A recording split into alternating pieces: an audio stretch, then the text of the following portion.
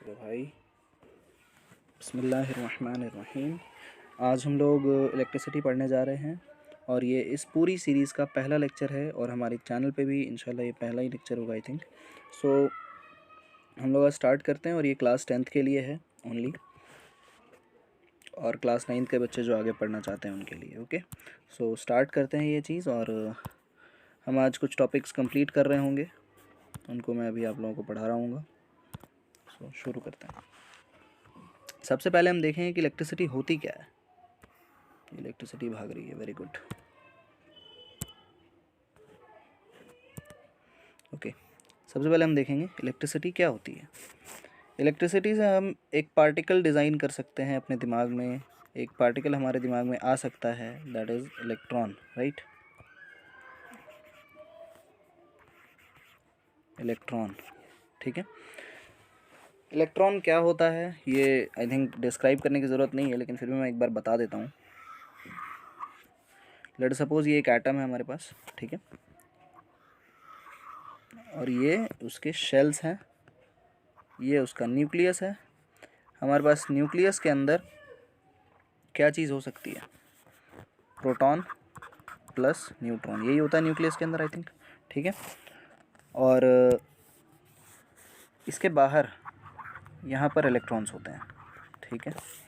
पहली शेल के कहलाती है जिसमें 2 इलेक्ट्रॉन्स होते हैं, और उसके बाद वाली में 8 होते हैं, मैंने एक ही दिखाया है। ओके, अब हम आगे बढ़ते हैं कि इलेक्ट्रॉन का इससे क्या लेना देना है, इलेक्ट्रिसिटी या करंट से क्या लेना देना है। ये दोनों टर्म्स लगभग हम सेम तरीके से यूज़ कर लेते हैं, लेकिन इनमें थोड़ा सा डिफरेंस है।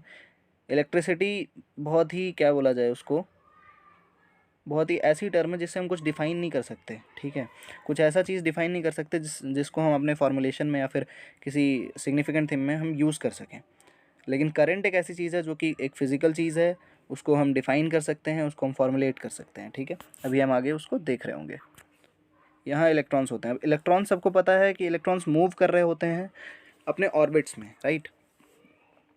ऑर्बिट्स में मूव करते हुए ही वो लोग इसका न्यूक्लियस का टर्न लगा रहे होते हैं, न्यूक्लियस के चारों ओर रिवॉल्व कर रहे होते हैं, ठीक है।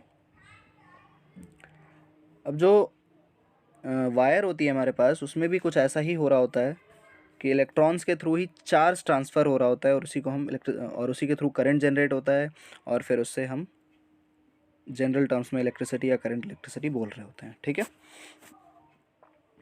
अब हम आगे देखेंगे कि इलेक्ट्रॉन्स एक्चुअली होता क्या है उस वायर्स में। मान लो ये एक वायर है,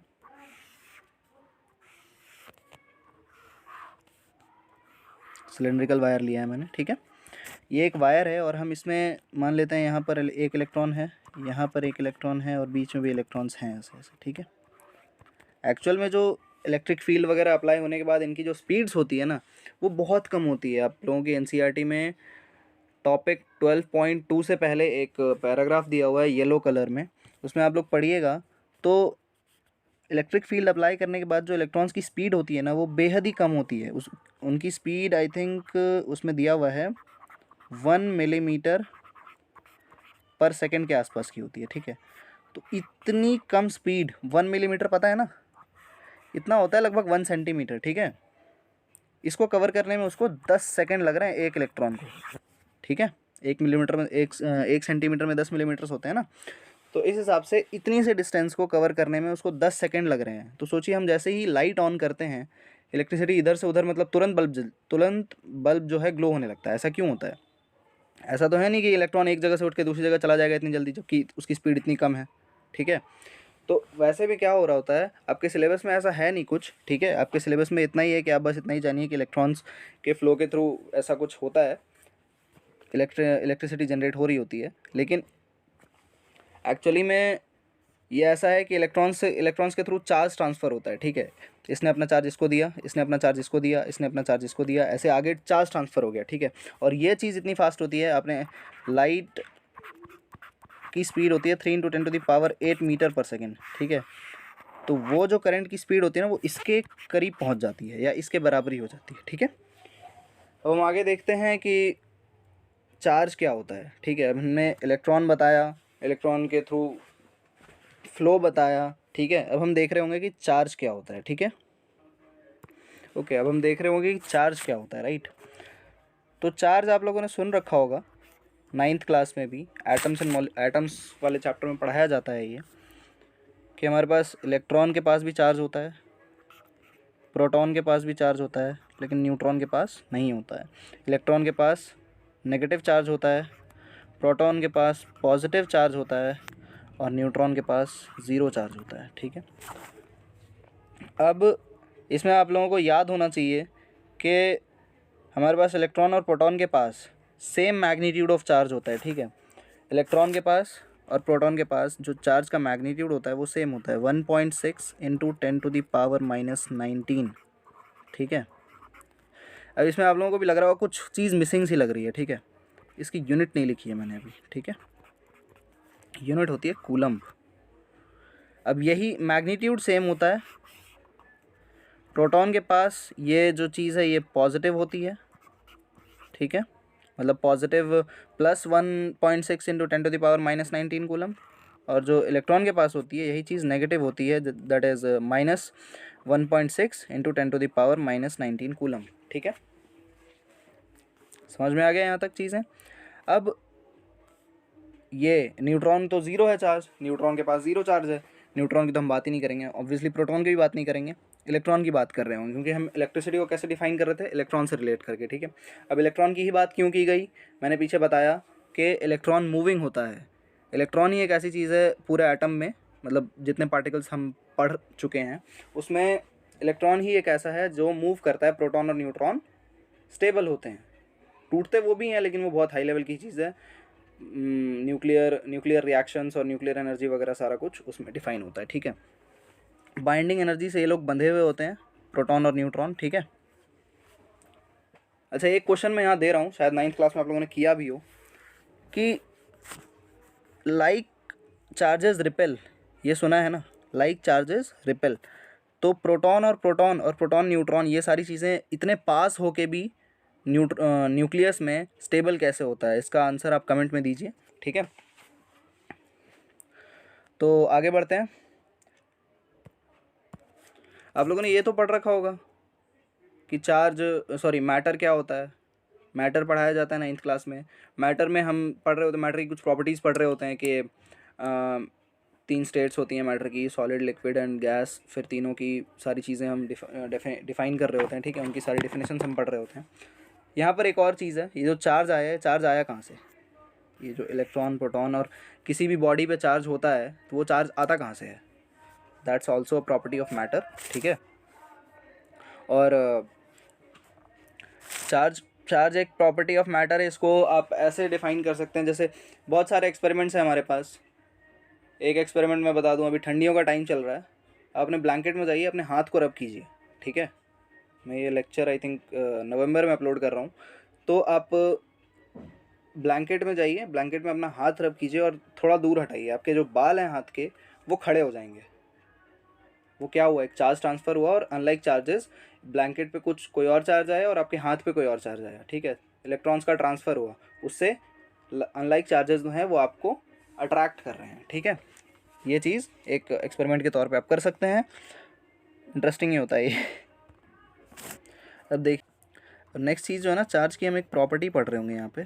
ठीक है, चार्ज देखिए, जैसे यहाँ पे आप लोगों ने देखा होगा, कोई भी चीज़ हम जनरली इंटीग्रल मल्टीपल्स पे देखते हैं। ठीक है, हमारे पास जो सबसे छोटी यूनिट है चार्ज की, सबसे छोटा जो पार्टिकल है जो चार्ज को डिफाइन कर रहा है हमारे पास, वो इलेक्ट्रॉन है। इलेक्ट्रॉन से नीचे हम नहीं पढ़ते ना, हमारे पास इलेक्ट्रॉन है। ठीक है, अब इलेक्ट्रॉन है, इलेक्ट्रॉन पे कितना चार्ज होता है, 1.6 इंटू 10⁻⁻19 कूलम्ब। ठीक है, इतना चार्ज होता है इलेक्ट्रॉन पे।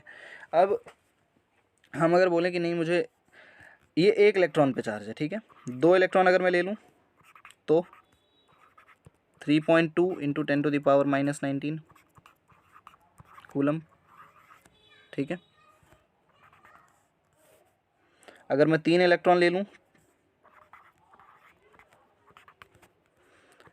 तो 4.8 इंटू 10⁻⁻19 कूलम। सिमिलरली अगर मैं n नंबर ऑफ इलेक्ट्रॉन्स ले लूँ तो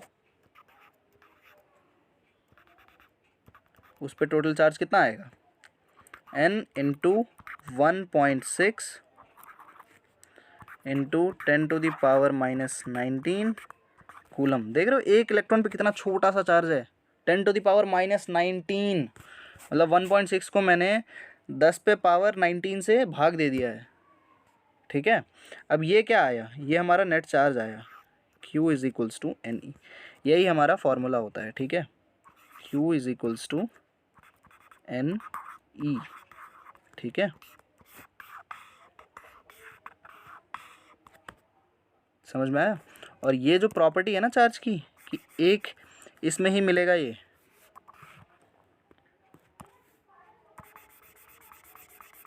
यार पूरा फिल करना पड़ेगा, खैर इसको इग्नोर करते हैं। और हमारे पास आता है अब ये Q इक्वल्स टू NE हमारा नेक्स्ट चार्ज था। ठीक है, मतलब चार्ज क्वांटाइज होने के बाद कुछ ऐसा ये रहेगा। मैंने प्रॉपर्टी अभी ये जो हमने पढ़ा Q इक्वल्स टू NE, यहाँ E क्या है, एक इलेक्ट्रॉन का चार्ज। अब कभी ऐसा सुना है इलेक्ट्रॉन को आधा कर दिया हमने, ऐसा तो नहीं होता ना, या इलेक्ट्रॉन को हमने पौना इलेक्ट्रॉन हमें मिल गया, या फिर 1.5 इलेक्ट्रॉन मिल गया हमें, 2.5 इलेक्ट्रॉन मिल गया, 3.5 इलेक्ट्रॉन मिल गया, 3 3/4 मिल गया, ऐसा तो नहीं होता ना। तो कभी भी चार्ज जो हम डिफ़ाइन करेंगे वो कैसे होगा, या तो हमने 1 इलेक्ट्रॉन लिया, या फिर 2 इलेक्ट्रॉन लिया, या 3 इलेक्ट्रॉन लिया, या 4 इलेक्ट्रॉन लिया। ठीक है, ऐसे ही करते करते n इलेक्ट्रॉन्स लिए, कभी बीच का वैल्यू हम नहीं जनरेट कर सकते हैं। ठीक है, अब कोई मुझसे बोले कि मुझे 4 इलेक्ट्रॉन का चार्ज हमें लिख के दो। ठीक है, तो 4 इलेक्ट्रॉन का तो चार्ज है मेरे पास, कितना, 4 into 1.6 into 10⁻⁻⁹ that is 6.4 and 10⁻⁻19। ठीक है, तो इतना तो है। अब कोई मुझे बोले 7 इंटू 10⁻⁻19 दे दे मेरे को चार्ज, ठीक है, -19 कूलम, तो वो मेरे बस की नहीं है। ठीक है, कहीं क्वेश्चंस में अगर दिख जाए, मतलब वो इमेजिनरी केसेस होते हैं, ओरिजिनली कभी नहीं हो सकता वैसा। ठीक है, रियलिटी में नहीं हो सकता वैसा। तो मतलब क्वांटाइज्ड होता है चार्ज, या तो आप 1 लीजिए, या फिर 2 लीजिए, या कोई इंटीग्रल मल्टीपल लीजिए। ठीक है, आप बीच से कुछ नहीं ले सकते। इसी को हम कहते हैं, चार्ज की एक प्रॉपर्टी होती है, that is quantization, right. Second, इसी प्रॉपर्टी को हम बोल रहे होते हैं क्वांटाइजेशन। ठीक है, और चार्ज हमेशा क्वांटाइज्ड रहता है, ये प्रॉपर्टी है चार्ज की। ठीक है, अब नेक्स्ट चीज़ हम जो यहाँ पर पढ़ेंगे वो है इलेक्ट्रिक करंट। ठीक है, इलेक्ट्रिक करंट क्या होता है, यहाँ पर एक चीज़, एक वर्ड बहुत अच्छा आ रहा है यहाँ पे, that is current, right. Current का मतलब क्या होता है, करंट हमने पहले भी सुन रखा है बहुत जगहों पे, हमने सुन रखा है वाटर करंट कुछ होता है। ठीक है, हमने ये भी सुन रखे है कि एयर करंट नाम की भी एक चीज़ होती है। ठीक है, तो यहाँ पर करंट का मतलब क्या है एक्चुअली, करंट का मतलब है फ्लो, कुछ कोई चीज़ फ्लो हो रही है वहाँ पे। ठीक है, अब वैसे ही इलेक्ट्रिक करंट की अगर हम बात कर रहे हो, इलेक्ट्रिक करंट की जब बात की जा रही हो, तो यहाँ पर हम क्या बोलेंगे,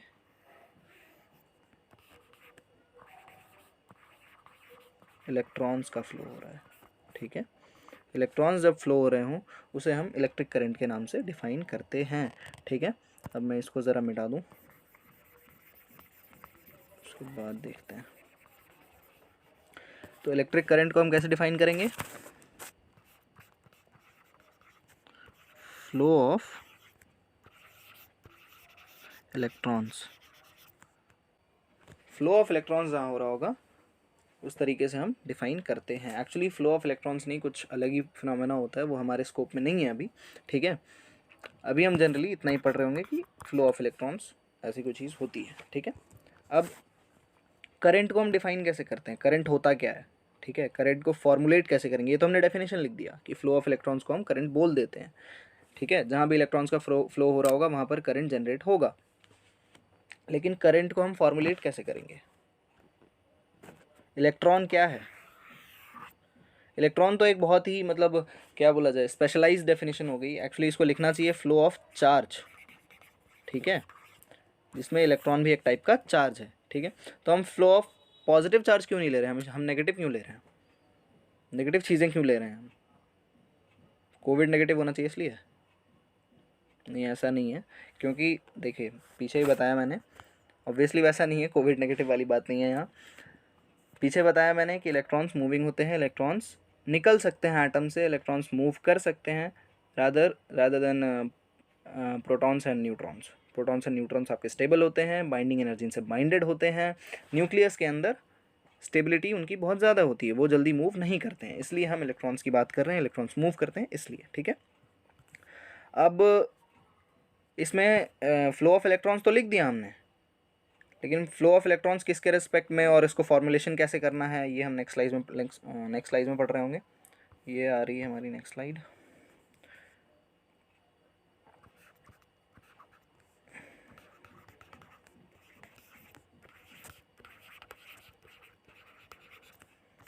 फ्लो ऑफ इलेक्ट्रॉन्स, ठीक है। फ्लो ऑफ इलेक्ट्रॉन्स ये हमने लिखा, पर यूनिट टाइम और लिख दूँ मैं, बस ख़त्म काम। फ्लो ऑफ इलेक्ट्रॉन्स, या फिर बहुत बेहतर होगा अगर हम फ्लो ऑफ चार्ज लिखें,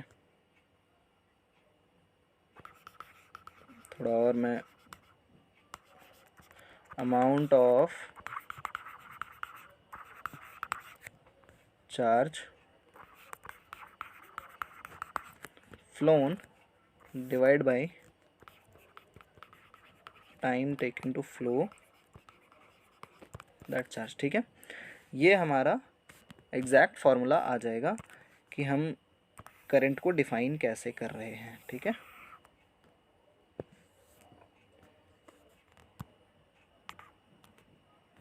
ये है, ठीक है। अब हमारे पास आता है, इसी को दूसरी तरीके से हम ऐसे भी लिख सकते हैं, I is equals to Q by T, ठीक है।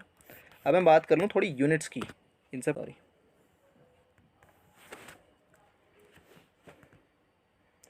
हमारे पास जो Q है, ठीक है, जो चार्ज है, चार्ज की यूनिट होती है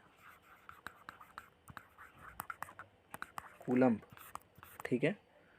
टाइम की सबको पता है सेकंड होती है, आप इसको SEC लिखिए या S लिखिए या पूरा सेकंड लिखिए, कोई प्रॉब्लम नहीं है उससे। जनरली हम ये दो चीज़ें यूज़ कर रहे होते हैं, ठीक है। I एम्पेयर, इसकी यूनिट होती है एम्पेयर, ठीक है। ये किसी साइंटिस्ट के नाम पे रखा गया था, उनका नाम ही था एम्पेयर, कुछ मैरी एम्पेयर करके नाम था उनका, ठीक है।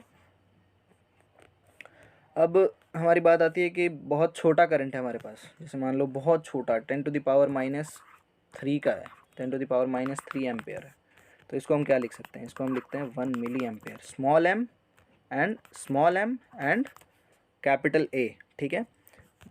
बिग एम मत कर देना, कैपिटल एम मत कर देना, बिग बोल रहा हूँ मैं, सॉरी, कैपिटल एम मत कर देना, इसका मतलब मेगा हो जाता है, ठीक है। मेगा मतलब होता है 10⁻⁶, ठीक है। इन दोनों का डिफरेंट मतलब है, इसलिए ध्यान रखना जब तुम मिली लिख रहे हो और मेगा लिख रहे हो, दोनों में डिफरेंस होता है, ये सारी चीज़ें ध्यान रखने वाली हैं, ठीक है। और थोड़ा सा और कन्वर्जन से मैं बता देता हूँ यहाँ पे, 1 milli ampere equals to 10⁻³ ampere, 1 micro ampere equals to 10⁻⁻6 ampere, ठीक है। और भी बहुत सारी चीज़ें, नैनो एम्पेयर होता है, ये क्या लिख दिया यार मैंने, सॉरी, ये कुछ नहीं है, and 1 nano ampere equals to 10⁻⁹ ampere, ठीक है। ये सारी चीज़ें समझ में आ गई। अब हमारे पास बात आती है कि इलेक्ट्रॉन तो हमने लिख दिया, लेकिन हम उसको थोड़ा सा रियलाइज़ करते हैं कि एक कूलम का चार्ज कितना बड़ा है और एक इलेक्ट्रॉन के पास कितना छोटा सा चार्ज है, ठीक है। जस्ट एक क्वेश्चन हम यहाँ लिखते हैं,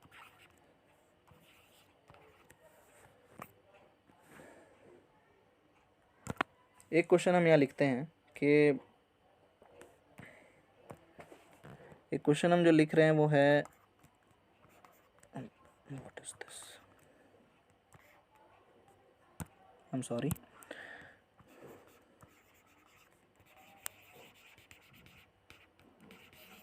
how many electrons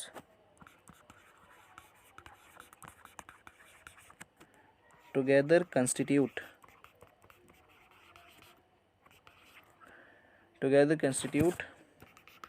1 coulomb of charge. कितने इलेक्ट्रॉन्स मिलके 1 कूलम का चार्ज बनाते हैं, ठीक है। अब मैं थोड़ा कन्वेंशनल कलर्स की तरफ मूव करूं। आंसर इसका जाएगा, किस फॉर्मूला से निकालेंगे ये पहले आप लोग सोचिए क्या होगा। लेक्चर को पॉज कीजिए, सोचिए कि क्या होगा, इसका आंसर क्या हो सकता है, ठीक है। क्यू हमें निकालना है, सॉरी क्यू हमें दिया हुआ है 1 coulomb. Q is equals to any हम यहाँ यूज़ कर रहे होंगे। हमें गिवन क्या क्या है,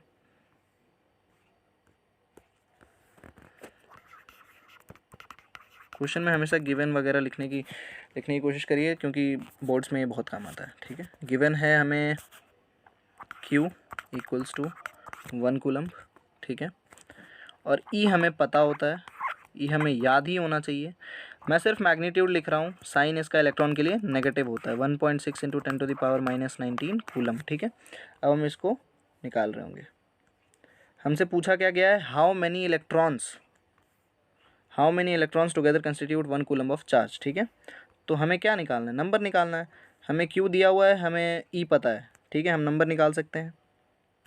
Q है हमारे पास 1 कूलम इक्वल्स टू N हमें निकालना है, E 1.6 इंटू 10⁻⁻19 कूलम, ठीक है। अब N निकालने के लिए हम क्या करेंगे, N इक्वल्स टू 1/1.6 अब इंटू 10⁻⁻19। इसको सॉल्व करने के लिए हमारे पास है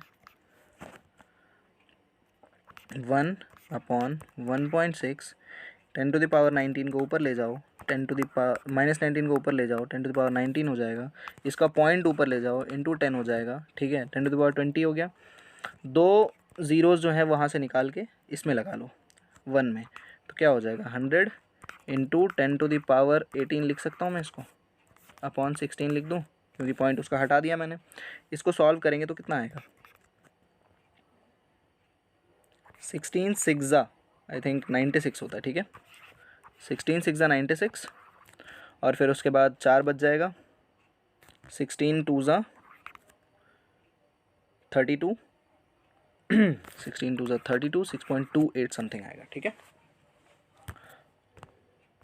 हम सॉरी, यहाँ 6.28 नहीं 6.25 आएगा, ठीक है। 6.25 इंटू 10⁻18। देखो हमसे पूछा गया था how many electrons together constitute the 1 coulomb of charge. तो इतने इलेक्ट्रॉन्स मिल के 1 कूलम का चार्ज बनाते हैं। सोचो 1 कूलम का चार्ज कितना बड़ा होता है, ठीक है। हम तो हवा में उड़ा देते हैं तो सोचो, रियलाइज़ करो इस चीज़ को कि 1 कूलम का चार्ज कितना बड़ा होता है, ठीक है। अब एक और बहुत ही हॉट टॉपिक है इसमें कि डायरेक्शन किधर होता है करंट का। हमें समझ में नहीं आता डायरेक्शन किधर होता है करंट का, ठीक है। जस्ट सपोज कर लो ये एक वायर है, मैं अभी बैटरी वगैरह एक लगा देता हूँ बस कि इसमें फ़्लो दिख जाए, ठीक है। एक बैटरी लगा दो और एक बल्ब लगा दो। नेक्स्ट लेक्चर में हम सारा कुछ डिफाइन, ये दिल क्यों बना दिया यार मैंने, सॉरी। देखो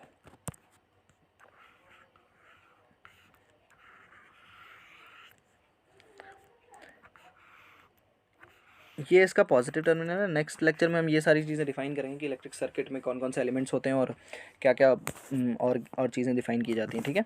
ये हमारा बल्ब है, फ़िलहाल लिखने की ज़रूरत नहीं है, फिर भी लिखो, बल्ब है। ये हमारा सेल है, ठीक है।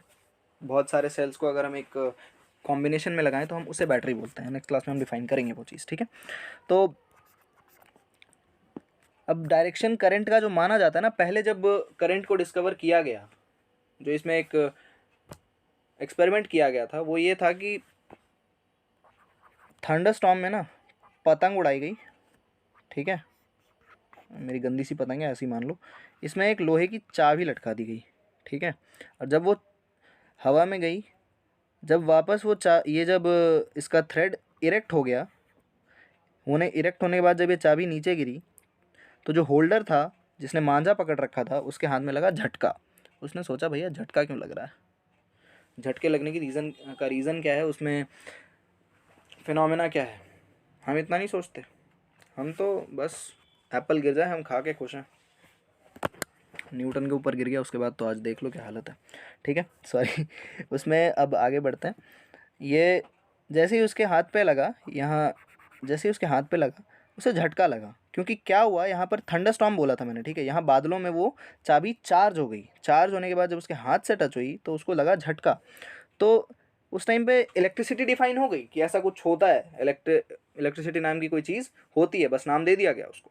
नाम भी एक्चुअली शायद दिया गया था, नहीं दिया गया था पता नहीं, लेकिन उस टाइम पे ये फिनोमेना डिस्कवर हो गया था, लेकिन हमें इलेक्ट्रॉन का ई भी नहीं पता था उस टाइम। ठीक है, तो हम क्या करते हैं, हमने इसको जस्ट सपोज कर लिया कि पॉजिटिव से निकल के नेगेटिव की तरफ जा रहा होगा। ठीक है, सपोज किया, कन्वेंशन है ये कि पॉजिटिव से निकल के नेगेटिव की तरफ ट्रैवल करता है क्या, करंट। ठीक है, लेकिन एक्चुअल में ऐसा कुछ नहीं है। ठीक है, एक्चुअल में ऐसा कुछ भी नहीं है। ठीक है, मतलब करंट का हमने मान तो लिया है, करंट माना है नहीं करंट, मतलब करंट नाम का बस एक ये है। एक्चुअल में वहाँ पर फ्लो क्या कर रहा है, फ्लो हो रहा है यहाँ पे इलेक्ट्रॉन्स का। ठीक है, इलेक्ट्रॉन्स का फ्लो होता है नेगेटिव से पॉजिटिव। ठीक है, देखो यहाँ पर भी इलेक्ट्रॉन्स होंगे वायर में। ठीक है, इलेक्ट्रॉन्स हम कहीं बाहर से नहीं ला रहे, ना ही बैटरी डिलीवर कर रही है। ठीक है, बस यहाँ पे नेगेटिव टर्मिनल है, टर्मिनल से नेगेटिव नेगेटिव में रिपल्शन हो रहा है, ये इधर मूव कर रहे हैं कर रहे हैं कर रहे हैं। ठीक है, इस तरफ मूव कर रहे हैं, इस तरफ मूव कर रहे हैं। ठीक है, और फिर इधर आते ही क्या हो रहा है, पॉजिटिव है, अट्रैक्ट करने वाला, पट से अट्रैक्ट कर लेता है। अब अट्रैक्ट करने के बाद अंदर में सारी इलेक्ट्रोकेमिस्ट्री चलती है, उसमें हमें नहीं घुसना है। ठीक है, वो 12th में पढ़ लेना आराम से, अच्छा टॉपिक है। उसके बाद ये फिर से ये फिनोमेना इधर से लेके इधर की तरफ चलता रहेगा। ये है इलेक्ट्रॉन्स का फ्लो, राइट। अब मैं दिखाता हूँ, करंट का फ्लो मैंने दिखाई दिया था, करंट का फ्लो इसमें और डिनोट कर दो, इस तरफ से इस तरफ होता है करंट। ठीक है, इससे मैंने डिनोट किया है आई, और रेड वाले से डिनोट किया है इलेक्ट्रॉन्स का फ्लो। ठीक है, यहाँ तक क्लियर है, कोई दिक्कत नहीं, दुख तकलीफ नहीं, पेट में ज़ुकाम, आँख में दर्द, कोई दिक्कत नहीं है। सो नेक्स्ट क्लास में हम मिलते होंगे फिर। ठीक है, तब तक के लिए अल्लाह हाफिज़, अस्सलाम वालेकुम।